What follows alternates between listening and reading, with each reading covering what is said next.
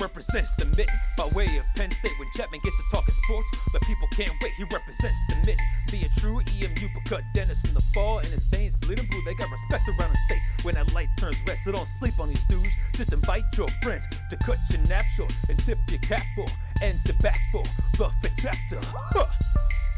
Brian Chapman, Dennis Fithian. When they open their mouths, they spitting the facts, bro. This ain't even optional, man. You just have to tune into YouTube to watch the broadcast or download it to your phone to peep the podcast. They mix laughter, they get after. It's all captured in the Fith chapter. Huh. Huh. Huh. That's right. Welcome to the Fith chapter. I am Brian Chapman. He is Dennis Fithian. Looks like Dennis is ready for episode 87 with a basketball in his hand. He knows that March Madness is here. And I'll tell you what, it's a good thing we've got March Madness to distract us from all the pitching woes going on in Lakeland. Another bad pitching outing by your boy Casey Mize over the weekend. And I don't know if you saw this, Dennis, but today in Florida, Michael Fulmer, 2 innings pitched. I believe it was 3 runs, 4 hits, something like that. He looks like he's done. Well, you get any good news? I did notice that both the Red Wings and Pistons are both, looking at each other in the mirror. They're both second from last place in their respective leagues. So, oh, yeah. There you go. On the way up. Red Wings and won't the Lions, that's what they're trying to do. So there you go. I mean, that's what's going on here. Maybe that's probably where you slot in the Tigers. I think maybe the Orioles are worse, maybe the Pirates, but maybe in the American League, second from the bottom.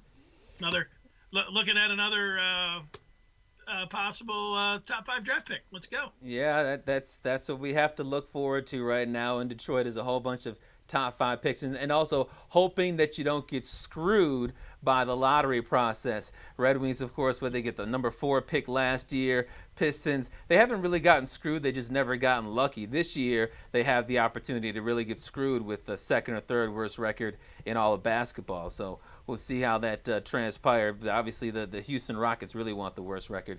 But we're definitely ready for 5 more fantastic chapters. As I mentioned, episode 87. Thanks to all who are watching on YouTube, Facebook Live, and Twitch, and those who are listening to the podcast, which is available on Apple Podcasts, Google Podcasts, and Spotify at about 11 o'clock on the day of each show. Make sure that you like, subscribe, and participate in each show by sending in your feedback via YouTube or Facebook. Dennis will be reading it throughout the show. As for what we'll be talking about during the show, let's take a look at today's book. In the second chapter, can the Rocket Mortgage Spartans go on another tournament run?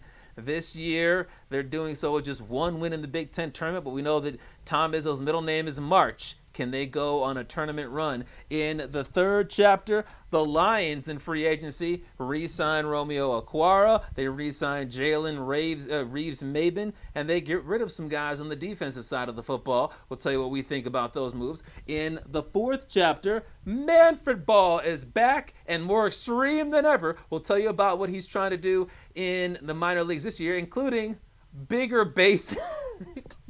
Bigger bases. And also in the fifth chapter, we've got the major wager. Also a little bonus between the first and second chapter. We've got a bonus little bracket. It has nothing to do with basketball, but we think you'll have a little bit of fun with it. And it has to do with something that is taking place tomorrow. But Dennis, we'll start off with the first chapter. And that takes us to Michigan basketball, where last week we were all concerned about Eli Brooks. He had that ankle injury. Michigan was 0-2 when he played less than half of a game. And we said that if he doesn't play in the Big Ten tournament, that's a bad sign for Michigan and a bad sign leading into the NCAA tournament. And guess what? He did play in the Big Ten tournament. He played on Friday. Michigan was able to win easily over Maryland by 13 points. Brooks had 16 points, and his great play overshadowed Isaiah Livers going scoreless in only 15 minutes of action. But hey, they won. Brooks had 16 points. All was good. And then before Saturday's game, we find out that Isaiah Livers, the aforementioned Isaiah Livers, is out indefinitely because of a stress fracture in his foot. And then Michigan proceeded to lose to Ohio State by 1 point. But, of course, with about 3 or 4 minutes to go in the game, it was a much more lopsided lead for the Buckeyes. And part of that, you have to imagine, was because Livers didn't play. Part of it was also because of Michigan's terrible last shot. And to set the scene for you, it was 68-67, Ohio State, with less than 30 seconds to go. And here is what happened in the final possession of the game.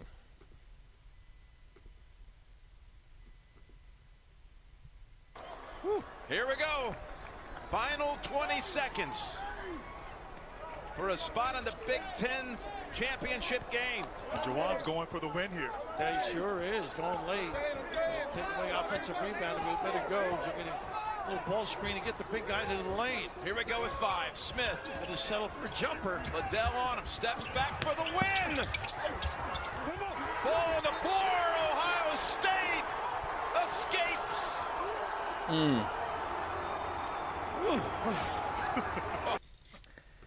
Yeah, they escaped because while they were trying to spend the final 2 minutes of the game choking, Michigan, well, they ran that play. But, Dennis, before we get to the Livers injury, what did you think about the decision by Juwan Howard and Mike Smith to run that play?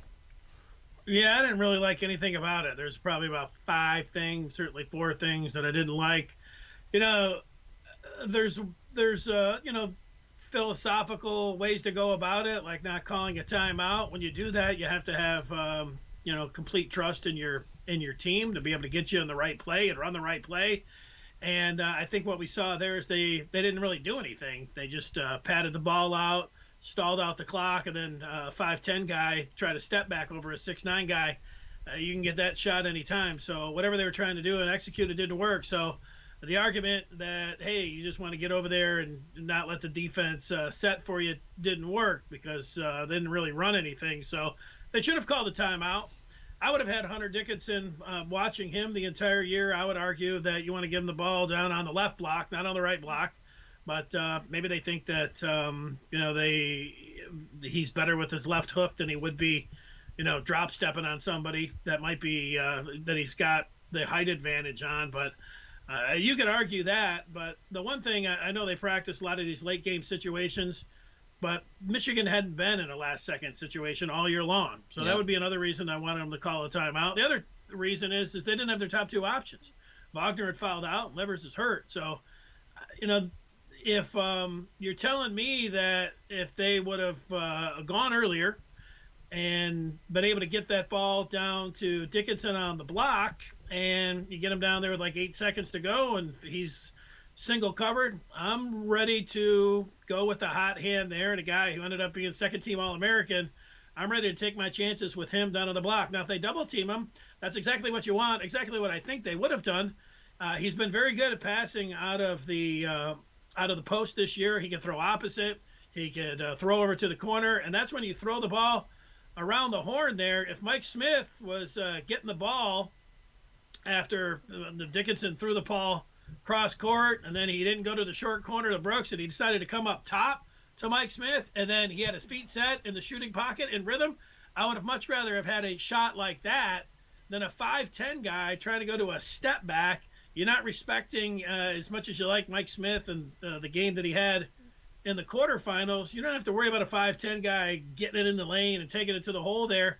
That's the only thing he did that he had was a shot. Now, I'm surprised that he was able to even get it up onto the rim. He did.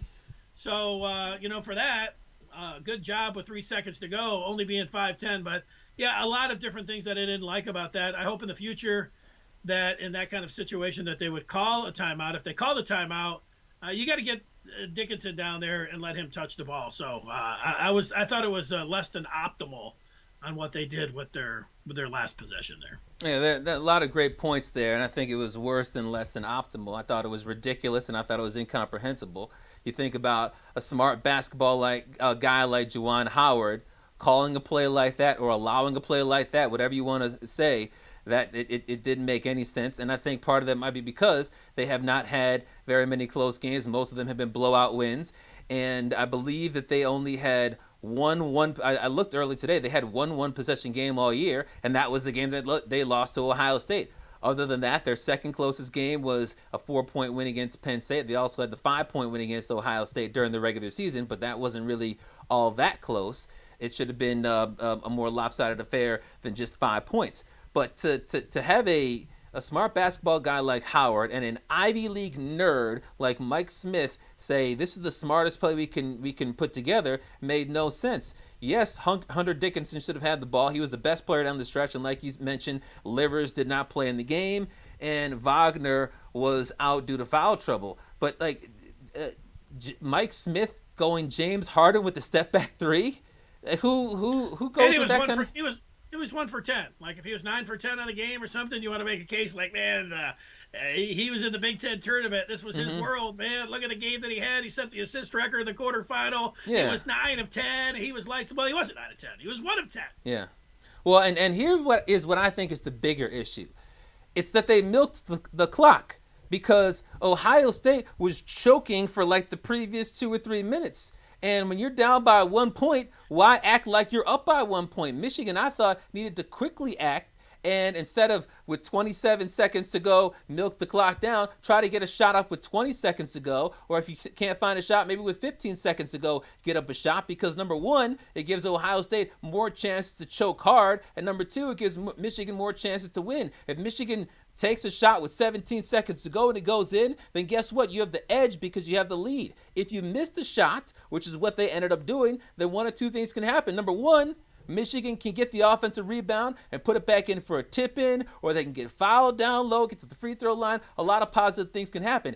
And that would happen with like 12 seconds to go or something like that. The other thing is Ohio State could get the rebound and get fouled with 12 seconds to go. And in that scenario, no matter how many free throws they make, it's still a one-possession game. And if you have to call a Mike Smith hero ball shot after that, then okay. But you need to use as many opportunities as you can if you're down, even if it's by 1 point, as opposed to just take the last shot. If it's a 16 seed versus a 1 seed, I get that. But Michigan was the favorite. They had the momentum, and they said, let's just curb the momentum and play down to one shot. Ohio State fans had to be loving that as it transpired.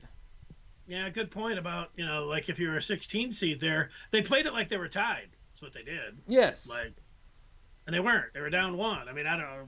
I assume they knew they were down 1, but yeah, I didn't like it. Let's see on the feedback what people are saying. Keith is apologizing for not being there the last time out, saying that Fulmer's washed. I don't like any of that. Let's see. Smith thought he was Trey Burke, which he is not. 54 Ray is talking about the end of the game there, saying they blew it. Jelinek saying, who does Mike Smith think he is? Shooting a 3 there. I mean, that's the thing. Like, again, they didn't need a 3, That's the one part. Here's the other thing is whether you got Livers in the game or not, whether you got Wagner in the game or not, one of the great things about watching Michigan basketball this year has not been their isolation. It's been their ball movement because they don't really care who gets the shot. They'll pass it around until somebody's open. And in that play, they decided, hey, let's have Mike Smith, who's not a great isolation player, to go ISO and do a James Harden step back. And guess what? Didn't work. Yeah, right. I mean, he's 5'10". People wanted to point out, like in the LSU-Alabama SEC championship game, like Alabama with 20 seconds took it right in and got a layup. And then the defense actually called a timeout, and it saved LSU because they went quickly, ended up getting the ball on the baseline, would have had a 5 count, but they called a timeout. But then they're like, yeah, Watford, he went for a step back, with no time, just like Mike Smith, which is somewhat accurate. I mean, he did, even though they tried to go earlier. But that dude scored 30 points in a game, and he's 6'9". I mean, that's his game. Like, if you got a game that's like James Harden, well, okay. But, Mike Smith on a step back, I watched, like everybody else, every, game that Michigan played this year. Smith may have gone to a couple step backs and rock and roll one-on-one stuff, but not very often. And I would bet that his shooting percentage in those 5 or 6 step backs, maybe he made 1 or 2. He shot 50% from 3 this year. Mostly it was with his feet set, ball moving around. He's open. No pressure. Yeah, well, no pressure, but I mean that's what you want to do. If you're open and the ball's moving around, you find the open guy, you'd be able to shoot. I would have,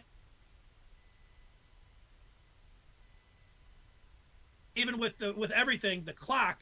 They had the ball with 20 seconds. Right when they passed it in, I'm getting into that right away because if you go back and break that play down, Hunter Dickinson left way too early, which complicated everything. They had to switch, and it discombobulated them and everything.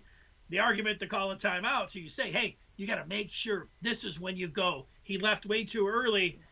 And if you're out there and you do that, you've got 20 seconds. Well, then you can reset. Mm-hmm. So but they didn't do that. They milked it down.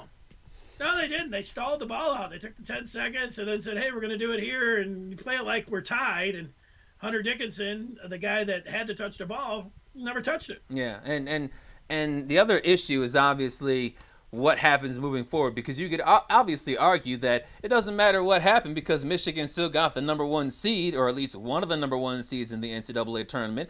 But what happens moving forward without Isaiah Livers?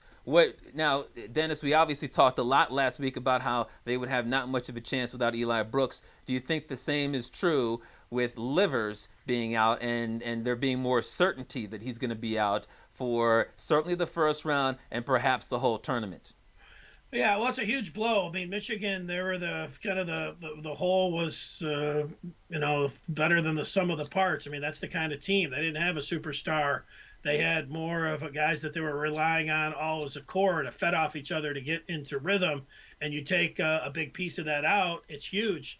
It just so happens that Michigan had their second worst shooting percentage all year long against Ohio State on Saturday. Mm-hmm. Their worst of the season was the previous Sunday against Michigan State. So 2 out of their last 3 games, they shot the worst that they did all year long. And Livers got hurt that previous Tuesday against Illinois, and he tried to tough it out until he couldn't, on Friday night where they declared him out. So I know this. I was really confident after Friday's game, the game that Howard got thrown out, before I heard the Livers news that night, because, Brooks was back and he shook off a couple air balls and, he was able to come back and he looked like the old Eli Brooks in the second half. I thought this team's ceiling is the championship. And you know what? They can beat Gonzaga. They can beat Illinois. They've got their full complement of players. I'm picking them to go all the way. With that, I don't think the ceiling is the national championship. I don't think it's a championship game. Do I think they can still get to the Final Four? I do, but it's much shakier. And when I look at the draw there, I watched that. The scary part is I watched LSU play against Alabama, and there are 3 guys that they got there that they can beat Michigan. I know that Texas, I watched that team the day before, looking at them, long and athletic, and then Florida State, they're another team. Those 3 teams all pose a lot of problems for Michigan, but can they beat one of them? Can they beat 2 of them? Can they beat 3 of them? They can. It's just so much more dicier now. My confidence went from here, my confidence is right down here, but I'm going to pick them to go to the Final Four. Ooh. But I don't feel great about it. Yeah, I am not picking Michigan to go to the Final Four. This crushed their season. They were a Final Four team, and like you said, potentially a championship team. But I think they'll be back in Ann Arbor pretty quickly. You talked about their field goal percentage, and it was I knew it was extremely low. I didn't know it was the second lowest, but that doesn't surprise me. I thought it might have been the lowest without even checking. But the only reason they were really in that game against Ohio State without Livers is because they had an incredible 21 of 23 from the free throw line, and no college team, even a team like Michigan that shot almost 78% from the line this season, goes 21 of 23 for the game. And so that is not going to happen in the future. And you look at Michigan's road, you mentioned the second round, because obviously they'll beat the 16 seed. But I have them losing to LSU. I could see them losing to St. Bonaventure after some of the things the experts are saying about how the Bonnies were underseeded. But I think that LSU is going to beat St. Bonaventure and beat Michigan. And Michigan, if they do win those 2 games, they're certainly not getting past Florida State. I have Florida State going to the Final Four in my bracket. Livers just he gives Michigan another option, and a team that doesn't have, like you mentioned, superstars, and a team that, like you mentioned, is more the whole is the sum of its parts. And when you take away one of those parts, we've seen with 2 players this year, when you take away one of their key parts, one of their key starters, they are very pedestrian. So you look at an LSU team that's rising. They got to the SEC championship game. They're a big threat. A Florida State team that always seems to make runs to the Elite Eight at least. And those are huge blocks in the middle of Michigan's way. Yeah, I mean, it could happen, but I understand. I think a lot of people are taking a look at Michigan. You're always looking for, because you can't pick all the 1 seeds, even though a lot of people want to. So, yeah, you look at Michigan, and they are the if you watched the CBS broadcast of bracketology on Sunday, you had all these experts saying, oh, yeah, I've got 3 number 1 seeds going, and Michigan was the one team that they said wasn't going to go. And I think on ESPN they were doing the same thing. Like you want to hear what upsets they're going to pick, but they're very scared to pick any upsets outside of the first 2 rounds. They said, yeah, 3 number 1 seeds, not Michigan. Yep, there you go. All right, you ready to turn the page to the second chapter? Yeah, before that, are we throwing up our bracket? Yes, we do have a bracket, and we want you guys to have fun and play along with our little bracket. Let me see if I can find that real quick. You know what? We'll do that after the second chapter. I like a little curveball. Yeah, all right. there's a little tease for you. But Dennis, let's turn the page to the second chapter. That keeps us with the round ball. Tom Izzo, the head coach of the Rocket Mortgage Spartans, complaining about Michigan State's draw in the NCAA tournament, even though their streak continues. Spartans, the Rocket Mortgage Spartans, have to play Thursday night against UCLA in a play-in game. Does Tom Izzo have a beef? No, I don't think that he's got a real legitimate beef here, just because of the fact that Michigan State was on the bubble for the last, or for most of the season, or even on the outside looking in, until they won those 3 big games against Ohio State, Michigan, and what was it, Iowa or Illinois, one of those teams. I think it was Illinois. Yeah, there you go. The 3 teams in the top 5. So they made that huge shocking run at the end of the season, and then the MSU Spartans, presented by Rocket Mortgage, got in. So I don't think that there's a significant beef there. They got in. Most people last week, if they paid attention to bracketology, they said, oh, Michigan State is definitely in, particularly if they can win their first game. Well, they didn't win their first game. And I was saying, well, I think they belong right on the bubble. And guess what? In the end, they were right on the bubble, on the right side of the bubble, as opposed to the wrong side of the bubble. But now that, because of the woes of this team that we've seen with point guard play, with guys not stepping up this year, with them having to have that late season surge just to get things to the point where they could get into the bubble, they are behind the 8 ball. They have to play an extra game just to make the field of 64. So can Izzo's MSU Spartans, presented by Rocket Mortgage, go on a run? Yes, but obviously having the playing game makes it more challenging, and the playing game was warranted. Well, I think that if you're a State fan and you crunch the numbers and you look at Syracuse and you're like, wait, Syracuse gets no playing game, and so there's an argument there if you want to scrutinize the numbers with the Qs. There is part of that. Yeah. I think the other thing that Izzo was crying about, he has a point. Because it was a pandemic year, Syracuse coming out, they didn't play 2 or 3 of the games where Michigan State did, and they got housed in all those games. Izzo's point was, our strength of schedule would have been a lot better if we didn't get, doubled up by Rutgers and smacked upside the head, by Iowa, those couple games, if he could have just skipped them. So there's a point there. But, it's the pandemic. The one thing here, it gives the Rocket Mortgage Spartans a big edge. They go in the Thursday in the playing game. They're all pissed off, like, my God, we're being disrespected. We're the Rocket Mortgage Spartans. And, and Izzo will play that. And he loves using that, and he will. And so, spoiler, I think that the Spartans have a nice they have a Tom Izzo edge here that I think I'm going to play in the major wager. Ooh, that's definitely interesting. And And for those of you wondering why we keep on calling them the Rocket Mortgage Spartans, it's because, well, they're calling themselves the Rocket Mortgage Spartans. They entered into an agreement, last week or something like that, that said that they're now officially going to be called the MSU Spartans presented by Rocket Mortgage, which everybody immediately laughed at. And then once they got laughed at, they said, no, we didn't mean it like that. We're still going to be called the Michigan State Spartans. But it was too late. They want to be called the Rocket Mortgage Spartans or the MSU Spartans presented by Rocket Mortgage. Then that's on them. But it's all in fun. Yeah, it is all in fun. But I mean, you have a presenting sponsor like that, you better be prepared to eat that stuff.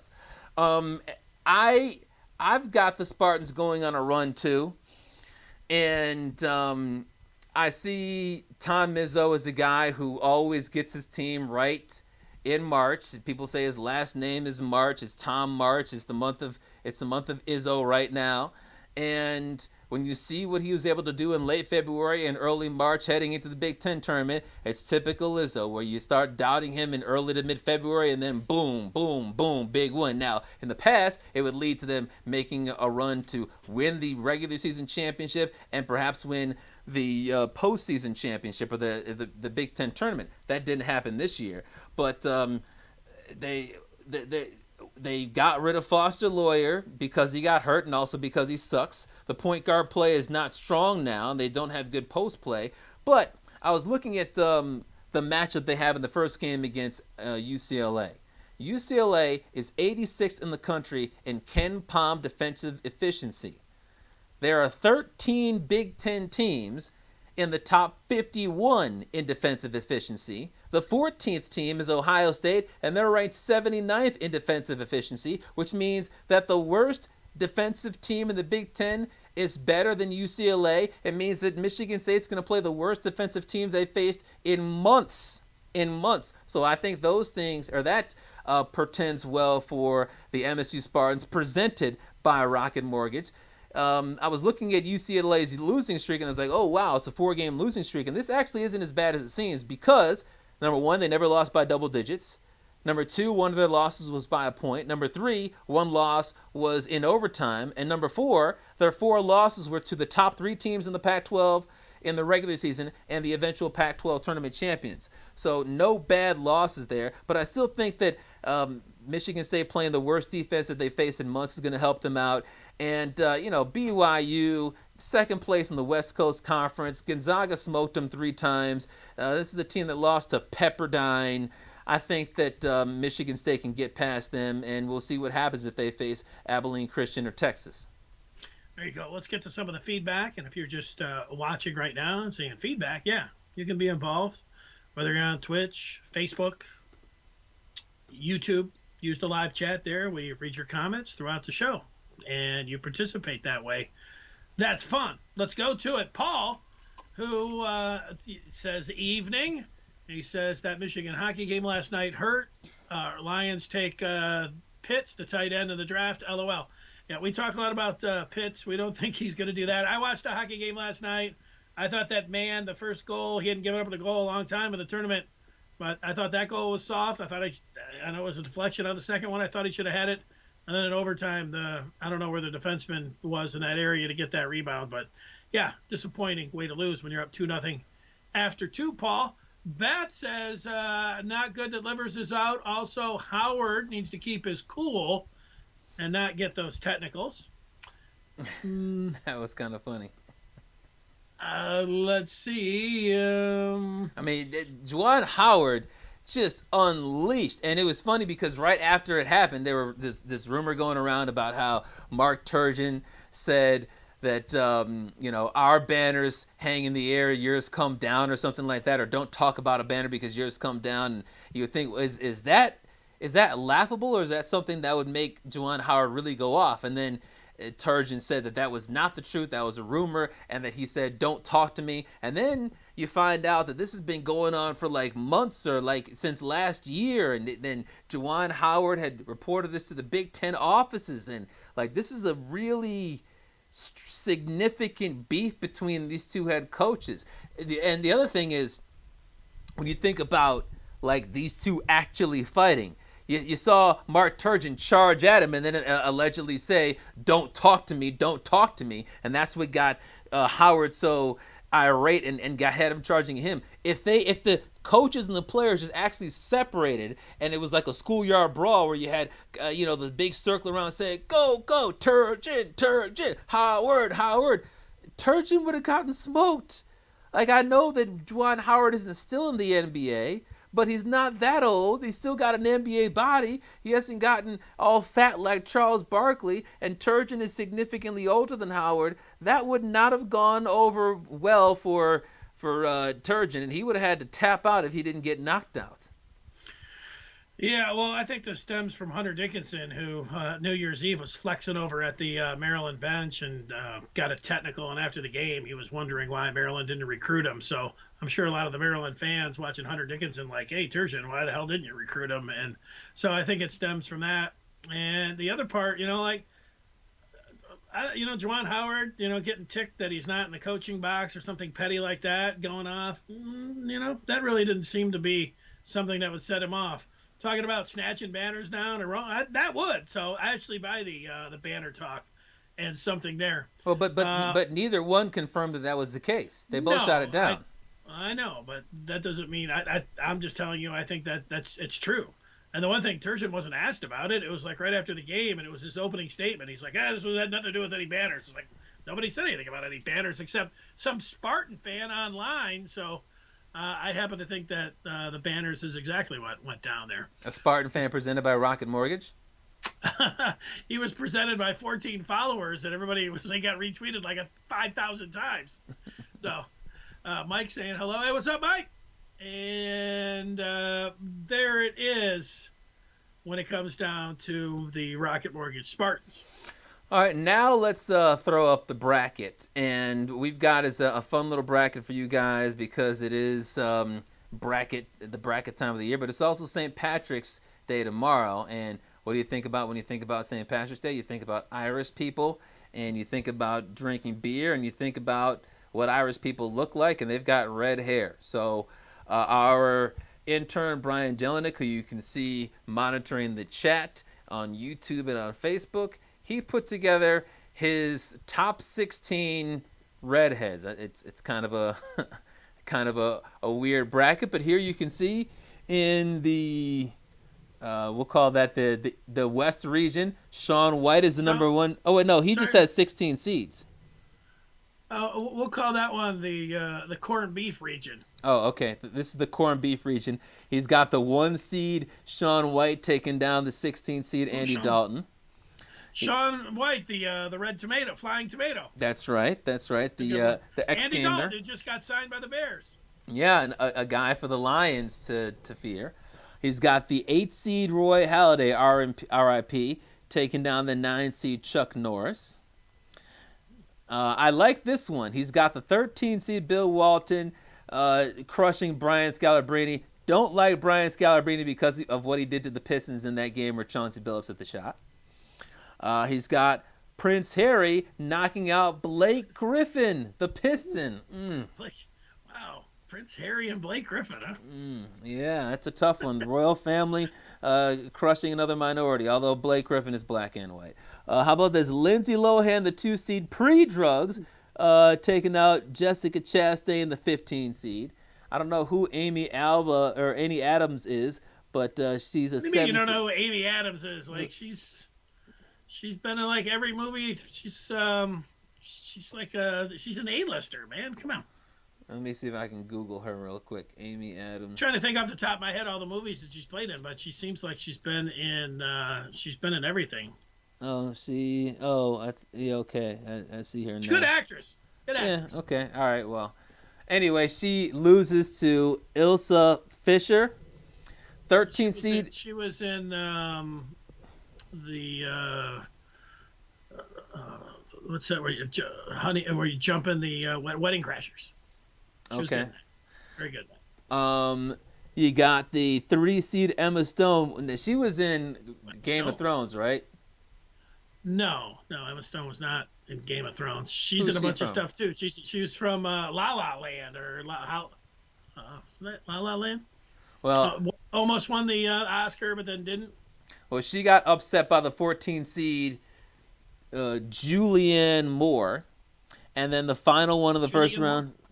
Yeah, we got the 6 seed Bryce Dallas Howard taking out Kate Mara. Kate Mara. Second round, you got Shaun White over Roy Halladay, Bill Walton over Prince Harry, Jessica Chastain over Elsa Fisher, and then Julianne Moore getting to the final 4. And then the final 4 is Shaun White, Bill Walton, Jessica Chastain, and Julianne Moore. So we want to know from you, who would win those matchups for the top redheads? Yeah, Jelinek, you did a pretty good job. I thought because of your age. I mean, what are you? I always forget. 25, 26 years old? I think he said 24. 24. I thought that it was going to skew way younger. There was going to be a bunch of people that I didn't know, but he's going back to Bill Walton. I like him putting Blake Griffin in there. Harry, Prince Harry. He is a redhead, and he's been in the news. Yeah, Roy Halladay. Doc Halladay. I didn't even think about him being a redhead, but I guess he is. Jessica Chastain. Zero Dark 30. You'd watch that. You'd be like, but if you've just seen Molly's game, you'd be like, all right, nice pick there. Mm-hmm. So I mean, he does leave out some redheads that I think should have been in consideration. Maybe they put him in the Rocket Mortgage Spartans, put him in a play-in game, like I Love Lucy. Mm-hmm. That's somebody for you. Anime but it's hard fans. to tell because she had so many episodes in black and white. It's true. You anime fans, Jessica Rabbit. She was definitely a redhead. Mm-hmm. One of my favorite actors. Did you ever seen Homeland or Band of Brothers or what's it? Bobby Axelrod. What's that HBO or Showtime show? Bobby Axelrod's awesome. Damian Lewis. I was hoping that he would be one that would be in my final 4. And an old Tiger, LeGrand Orange, Rusty Staub, who played for the Tigers in the 70s. But he did a pretty good job. Only other redhead I might female considered from Mad Men, Christina Hendricks. Okay. I think might also be. Did you see the one with the huge rack? Yes. Okay. Yeah, I've seen her. I don't know much else about her. The 4 that I picked, Jelinek actually picked one of them, and that was his number 1 overall seed, Shaun White. So I think Shaun White should win it all because of that. I've also got Red Pop, Chris Shelton. Oh, Red Pop. Yep. The 1-month wonder for the Tigers back in, was it 2005 or 6 or whatever? 2006. He had a great May that helped the Tigers don't get to the World Series without him because they wouldn't have got to the playoffs. You can make an argument. How about this one? Since you're big into TV, I've got 2 from TV. One is from the X-Files, Dana Scully. Remember the old? Isn't that Julianne Moore? Is it? No, that's not Julianne Moore. I don't think. Okay. Let me look up her real quick. I forgot what her. I'm all right with that. Yeah, it's not Julianne Moore. He says billions. That's what Damian Lewis is in, and Jelinek says he was in there, but got beat out by Blake Griffin in the play-in game. Fair. Hold on. Let me just. Who the heck is? I forgot what Scully's name really was. Well, we can look that up. All right. Anyway, and then the other one that I have is I watched this show actually yesterday. They had a 1-hour vaccination special. Kyle Broflovsky from South Park. Not a South Park guy, but that's I love nice that reference. show. Now this is kind of tricky because he almost always has his hat on because it takes place in South Park, Colorado, which is cold. But he did have an episode that took place where he took off his hat, and it was like one of those big. He's Jewish, so it's one of those big red Jew fros. All right, before we move on, give me the final 4 here. We'll take some votes on your favorite redhead, sports, entertainment, whatever, music. Go ahead. Give me the final 4 and so I can make my pick out of Jelinek there. Out of Jelinek. All right, let me put the bracket back up there so everybody can see it real quick. Flying Tomato. But yeah, he's got Shaun White. He has Bill Walton, Julianne Moore, and Jessica Chastain. So I'm going to tell you, I'm putting Chastain in the championship game right now, based on Molly's game. Good movie. I'm going with White over Moore. I'm going with Flying Chastain against the Red Tomato. Now, they'd make a great couple. That kid's coming out with the red hair. I can tell you that. Yeah. Now, if it doesn't come out with red hair, then all of a sudden, Shaun White's got to be wondering, wait a second, who were you sleeping with? Yeah, what's going on here? That's Yeah. right. All right, now let's turn the page to the third chapter. And in the third chapter, that takes us to the same old Lions, and free agency is underway. My phone has been blowing up for the last day or two with all these alerts from ESPN. This guy signs, that guy signs, this guy's got a new contract, and it almost makes me want to throw my phone into the toilet, or at least turn off the messages from ESPN, the updates from ESPN and the ESPN app. But for the Lions, free agency's been underwhelming because it's not like the Patriots where they're just signing all these tight ends and big name players and all this money to spend. They have had not much money to spend because of the Goff for Stafford trade, and they're not going after big names because of that. But you look at who's gone. Jamal Agnew's gone. Jared Davis is gone. Jesse James, Justin Coleman, Nick Williams, and Desmond Trufant got cut. Who's back? Romeo Okwara, 3 years, $39 million. And Jalen Reeves-Maybin for an undisclosed contract. Who's still out there? Kenny Galladay hasn't signed yet. Matt Prater hasn't signed yet, but neither appears likely to re-sign. And then you look at some of the new guys. You got Tyrell Williams, former Raiders wide receiver, tight end Josh Hill from the New Orleans Saints, and Mike Ford, who was with the Lions a couple of years ago, so he knows what it means to be built Ford tough. But Dennis, I look at these moves, and I just don't think they're going to be able to compete with the Packers this year. What do you think about their moves in free agency? Well, I think that they came in and said they're playing the long game, and I think that I endorse them playing the long game. And part of playing the long game is not getting in a tough spot with the cap, especially this particular year, and looking towards 2023. You know what? We sat around talking about Romeo and Julian Okwara, and the one thing about him is that I think you'll look at. I think they overspent on Okwara with the contract they ended up giving him.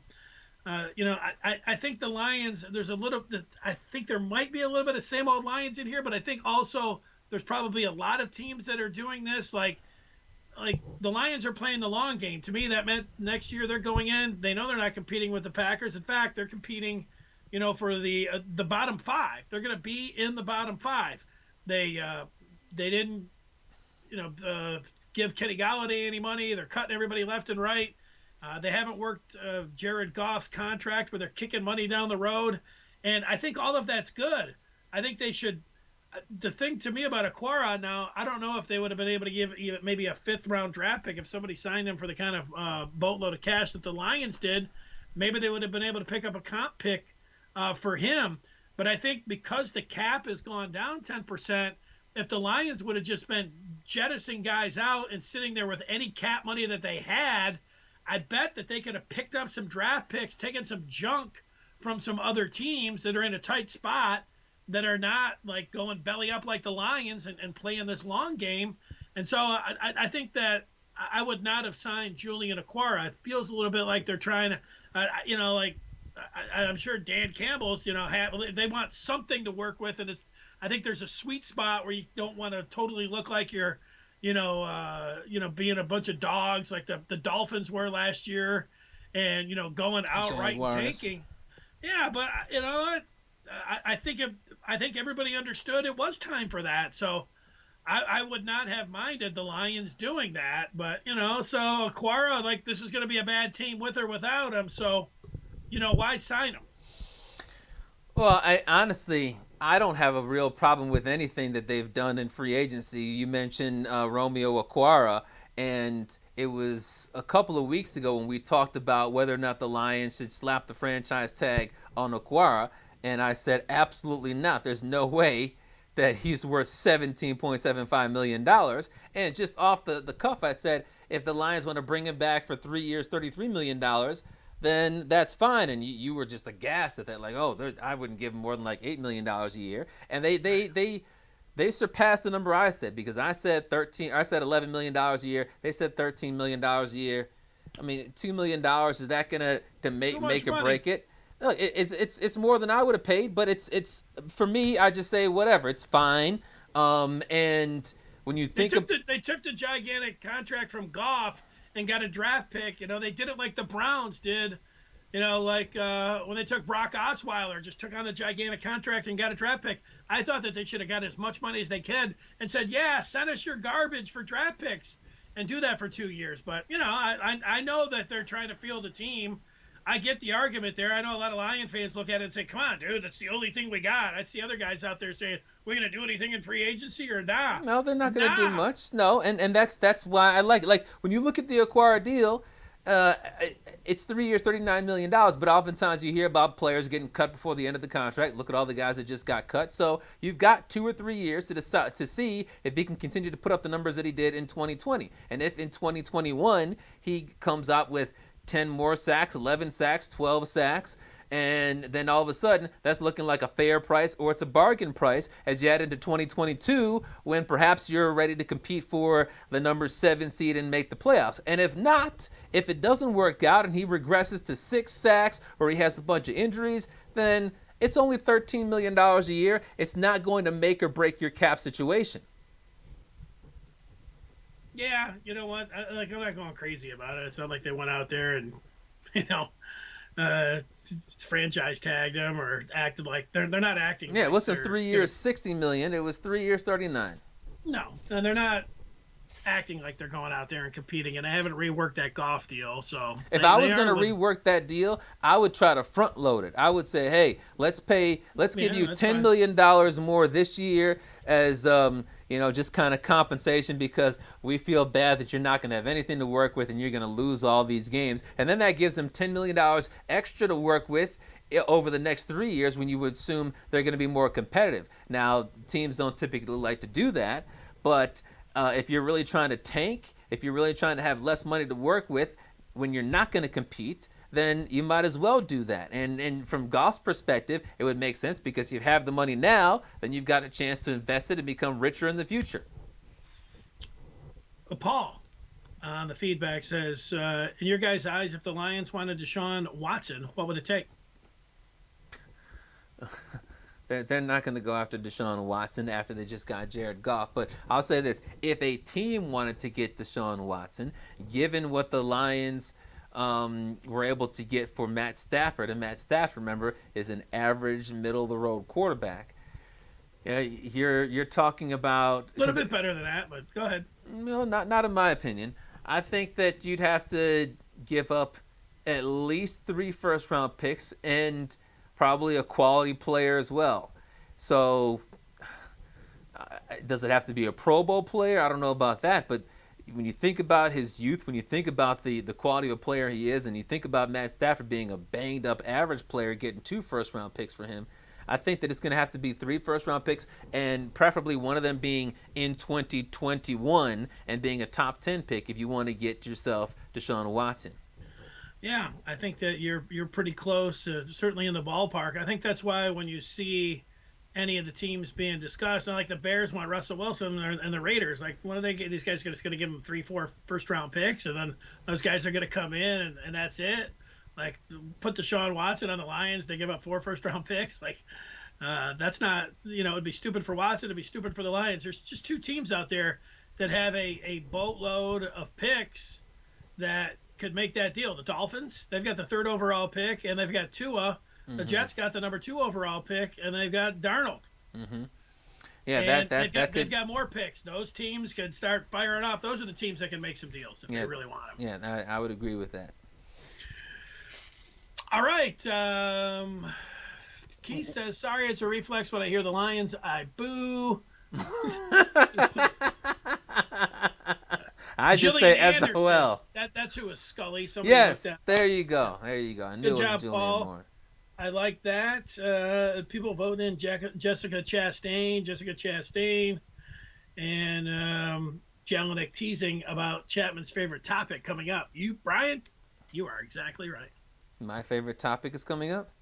Yep, you ready to get to it? Well, one last thing on free agency, because we talked a lot about Romeo Okwara, but when you look at the Lions free agency as a whole, I don't think that anybody's crying over the rest of what happened, because you look at how bad the defense was last year, and they got rid of a bunch of those bums. Like, who's crying over Davis leaving, Williams, Coleman, Trufant? Nobody's crying over that. No. They were historically bad on that Patricia defense. They lose Jesse James. He was an unimpactful Nittany Lion who now gets to roam free without the constraints of being a same old Lion. He gets to be a real Nittany Lion. I don't think that anybody really likes Jalen Reeves-Maben, but it's probably a dirt cheap deal. And if they get a second-round pick and a third-round pick linebacker, well, you need somebody to play backup linebacker. Why not JRM? I think you're right. At some of these moves here that you see coming in, somebody's got to play for the team. So I think you're right about that. All right, let's turn the page. Let's turn the page to the third chapter. And it's Chapman's favorite topic. You're so right. It is baseball, in particular the commissioner. And Rob Manfred is at it again. He's got some new ideas that he wants to implement. He wants bigger bases. He wants the shift eliminated. He wants stepping off the mound to throw to bases. He wants the umps to wear big red shoes and a shiny nose. Not all of those things are true, but Chapman, your boy, does want to put a lot of things into play, and he wants to get that electronic strike zone going too. Yeah. Here's the full breakdown, and they have a different rule for each level of minor league baseball just to make things more complicated. But in low A baseball, there's a maximum of 2 pickoff attempts per batter in 2021. In low A's West League, there's a 15-second pitch clock. 15 seconds. One pitch after another. In low A Southeast League, select games are going to have that electronic or robotic strike zone. In advanced A baseball, pitchers have to step off the rubber before they attempt a pickoff. They can't, if you're a lefty, you can't just raise your knee up and fire right over to first base. You have to step off the mound. In AA, all 4 infielders must have their feet on the infield dirt, and in the second half of the season, they might require 2 infielders on each side of the ball. And yes, in AAA, bigger bases. Right now, the base is 15 inches wide, and this year in AAA, it's going to be 18 inches wide. This is why I say Rob Manfred. Keep picturing like these gigantic mattresses out, on the bases. Yeah. These big bags. I don't like. So, like they call them pillows. They're going to be pillow-sized. Are they going to make it where you like now you just have to have your foot in the area? Are they going to make it where they then have to touch, or like so? This is the safety part. So the base is going to be actually the bases will be closer together. Yes. Easier and they to can't use steal. the pickoff moves, right? So you think you'd see some more steals? I like that. The one thing about the shift is, like, I get, hey, lay down a bunt, or go the other way, force players to do this, and I understand that. But I also understand that I don't like watching the game since the shift's coming to play with a big left-hander up there and he smacks one in the right field, which would be a base hit, and some guy's just standing there, he gloves it, it's like, what the hell? I see. Well, you got 6 guys on the right side, and you got 2 on the left side. Don't hit it to the right side. I was watching a minor league. I was watching a Grapefruit League game. I think it was actually Tigers versus Yankees a couple of days ago, and they said that DJ LeMahieu, who's from Michigan and now plays for the Yankees, wanted the Tigers to sign him. Yeah, he's a great player. He's won the batting championship in the AL and the NL, and they said that last year he had the fewest shifts on him in all of baseball. And when you have very few shifts, it's because you can hit the ball to all fields, and because you can hit the ball to all fields, it opens up the field more. Guess what? He's one of the best hitters in baseball because he doesn't allow the defense to take away hits from him. If more guys could do that, they could hit. But if they can only pull the baseball, if they hit the ball to the right side of the field 75% of the time, and you got 75% of your fielders there who's supposed to cry because you get out all the time, I don't like that. And I respect DJ LeMahieu. I don't like Rob Manfred trying to screw baseball because he doesn't like the look of it. He hates baseball. Just look at all the garbage he's putting in there. I mean, this is stuff that like a kindergarten class would come up with. Hey, let's have really big bases. Hey, let's have robots out there deciding whether or not it's a ball or a strike. Hey, after one pickoff attempt, then you're pretty much screwed, because if you try to pick him off a second time, a guy can get a lead that's like 15, 20 feet long, and then he can just walk over to second base. It's a joke. Rob Manfred doesn't like baseball, because if he did, he wouldn't try to change it so fundamentally all the time. And I'll say this. We saw a couple of years ago they had that stupid man on second base rule in minor league baseball for extra innings. No. In minor league baseball, they experimented with that 2 years ago, and guess what? That. Last year, they put it in Major League Baseball. So you see all this stupid stuff like jumbo-sized bases and weird pickoff rules and robotic umps and a 15-second pitch clock. You think this all is stupid, is never going to happen? Well, guess what? We've already seen evidence that if they put it in minor league baseball, it's coming to Major League Baseball. Rapid fire baseball with big mounds and pitch and guys stealing every other pitch, that's coming to baseball, because this idiot right here, Rob Manfred, hates baseball the way it is. Well, don't forget, you got a lot of those 7-inning games coming to Major League Oh, Parks, yeah, that this crap year. too. You like that one. You know what? I like some of these new rules. I like them. What? Well, I like the man on second, and I like the 7-inning doubleheaders. I liked it last year when they were going through it. It did make the game go faster.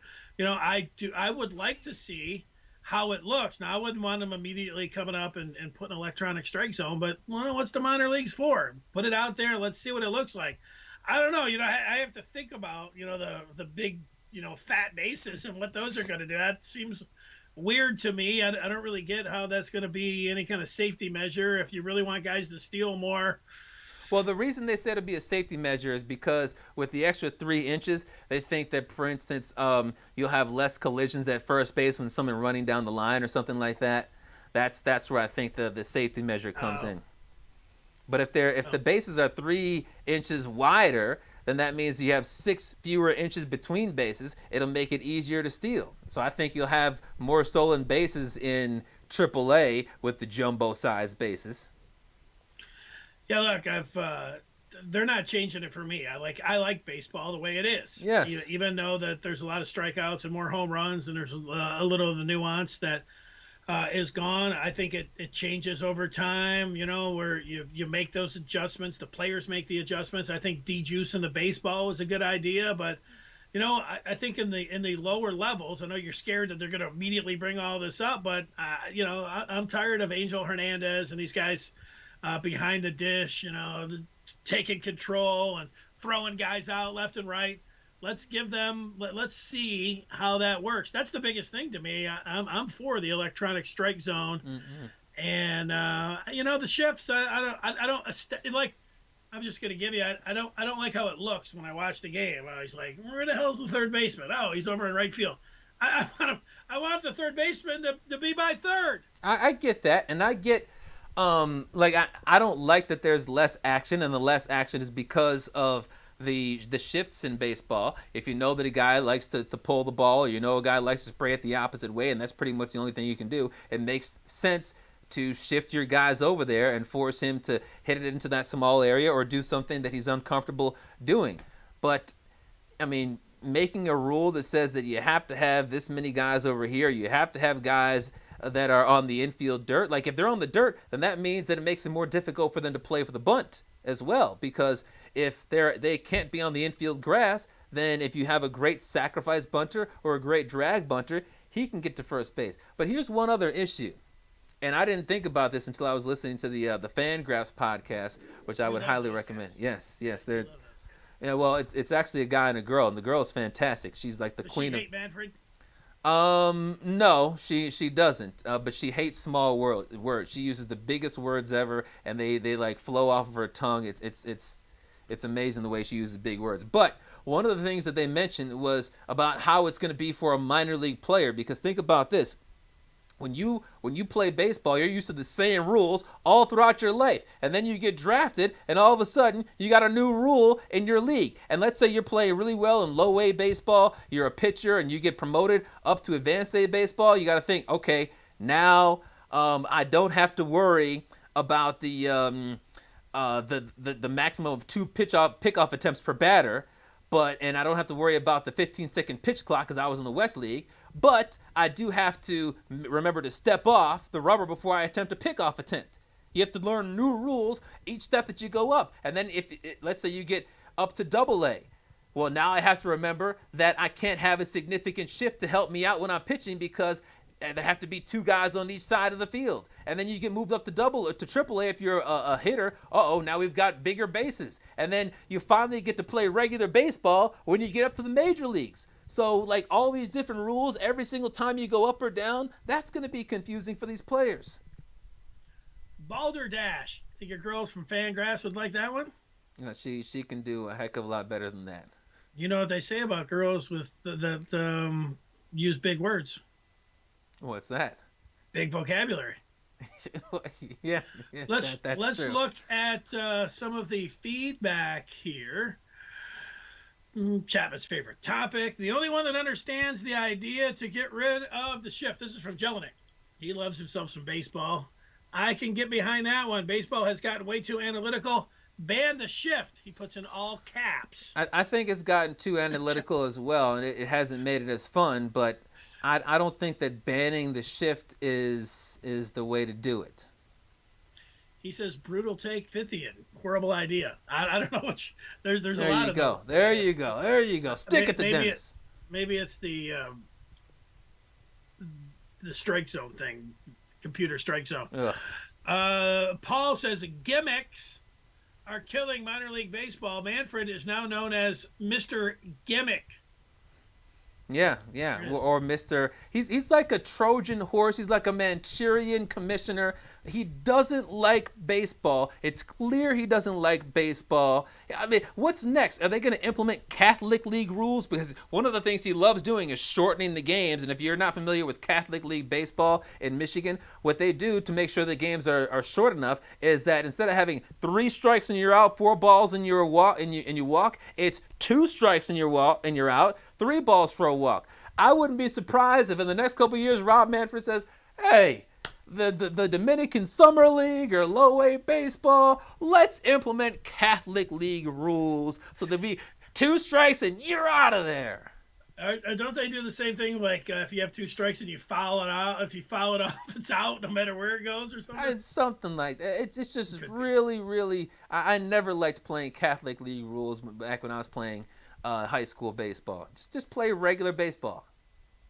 Yeah, let's keep the church out of it. Before we get to the 5th chapter, let's award the first annual St. Patrick's Day 5th chapter favorite redhead in sports, music, entertainment, anybody, man or woman. We have the finals. We did have the Final Four. Gentlemen put together a Sweet 16, took it all the way down to the Final Four. He did a good job, and it ended up being in the Final Four, the Flying Tomato, Bill Walton, Jessica Chastain, and Julianne Moore over there in the corned beef and cabbage. I guess they're all playing in the corned beef. It's like in India this year. They can't have different regions in there, so they're all playing in the corned beef region. All right, the championship game ended up being the Flying Tomato, Shaun White. There you go. He loves the snowboard, and Jessica Chastain. So, who did you vote for, chap? Shaun White. I am voting for Jessica Chastain. Jelinek is voting for Jessica Chastain, and Keith also on here. I see a vote for Chastain. So Chapman, you're out on an island. The first annual St. Patrick's Day redhead of 2021 goes to Jessica Chastain. Congratulations, Jessica. Well, I'll just say this. At least I didn't put money on Shaun White. Yeah, well, that's a very good lead-in to our final chapter. Yes, and that is the major wager. This is our opportunity to give you some picks that we've got to get you a little bit of money. And Dennis, remind everybody what you picked on Thursday and what you're thinking about for today. Well, really, it was last week because I got some futures that I put into play. I bet Ohio State in the Big Ten tournament. They were plus 675 when I got them. They made it all the way to the championship game. Got it into overtime. but lost. So that sucked. Also liked Houston's odds. What was they getting? Plus 500, plus 400 for them to get to the Final Four? I think you had them at 400. Yeah, and that was before they won the American Conference. So I'm guessing those odds went down a little bit. I'm not sure. But those, I've got that in play. And now I'm looking to the play-in game for the Rocket Mortgage Spartans on Thursday night. Rocket Mortgage Spartans are -2. I was thinking about taking the over, kind of like that, but I'm not going to play around with that. I'm just going to play the game here. I'm taking the Rocket Mortgage Spartans -2. That's my play of the day. All right, on Thursday, I picked the Nets -2.5 against the Boston Celtics. And I watched that game. That was fun. Yeah, and the Nets were able to win that game fairly easily, so I was able to cash in. And for all of you out there who followed my advice, you were able to get yourself a little bit richer as we get to NCAA tournament. I mean, think about this. If you bet on that and you have your bank account on file with the federal government, you basically got 2 stimulus checks. How about that? As for tonight, I've got the Hawks -9.5, and the reason is very simple. Because they're playing the Rockets, not the Rocket Mortgage Spartans, the Houston Rockets. That's pretty much all you need to know. The Rockets have lost 16 bleeping games in a row. I always bet against the Rockets. 13 of their 16 losses have been by double digits, and obviously if the Hawks cover 9.5, they would cover that. Their 16-game losing streak started the first game that Christian Wood missed. And, of course, that was a guy that you dogged as not being worth the money. But obviously, it's almost like he's worth the MVP right now. He's out again, although he was upgraded to doubtful today, which means that he could be coming back soon, and the Rockets might win a game soon. But it's not just about Christian Wood missing games. They've had a bunch of other players missing games. Tonight, John Wall and Eric Gordon are out. Victor Oladipo is playing, but he has missed some time. So I've got the Hawks winning this game and winning it easily. And I can tell you right now, the first quarter is in the books. The Hawks lead 35-22. So they're on pace to win by, 52 points? Crazy thing about that is the Pistons have a worse record than that, don't they? Yeah, well, that it shows you how well they were playing, at least to start the year, even with James Harden being a malcontent. And I guess it shows you the value of Christian Wood. I thought that he was a good player. I liked him more than you, but I did not think that his impact would be this great. All right, let's recap it. I'm betting for the Rocket Mortgage Spartans. Chapman is betting against the Rockets. Yes. Houston. There yes. it is. And I think both of us will win our bets. Coming up on Thursday, we'll see if the Lions have made any moves in the free agent market. Don't hold your breath on that. And we'll have another Sweet 16 and bracket for you. We'll hear from Jelnick. We might even be able to see him on a video. So we look forward to that. Thanks for everybody for watching, participating, and doing all those kind of things. And for Brian Chapman, I'm Dennis Fithian. This has been the Fifth Chapter. Good night.